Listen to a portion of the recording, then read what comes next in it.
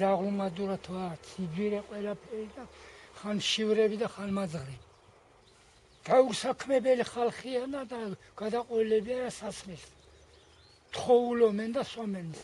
სიძვირი არის დაარიგეს 30 მაუჩერები, ის დაამუშავებს 1 გექტრის დამუშავებას უნდა 500 ლარი. იმათი 30 ლარი უშველის. არაფერი აქ არ არის. სულ ყველაფერი აი მომსპარია.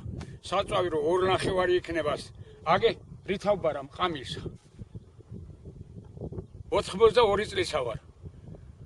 შეიძლება ჩემი ასე მუშაობა. იმის საშუალება არა რომ ტრაქტორი მიიყვანა და მოხნა. ვაუჩერი მისეს აგეს ჩემი ეზობესა და ტრაქტორი რომ მოიყვანა, გამოიწერა. ჩვენა ვარავღებულოთ რა გვინდაო? რა გვინდაო? შეინახეო. ფული გვინდა ნახდი.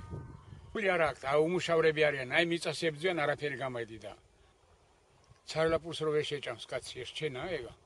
ოხნა უნდა, დაცესვა უნდა და სალიარკები არ არის.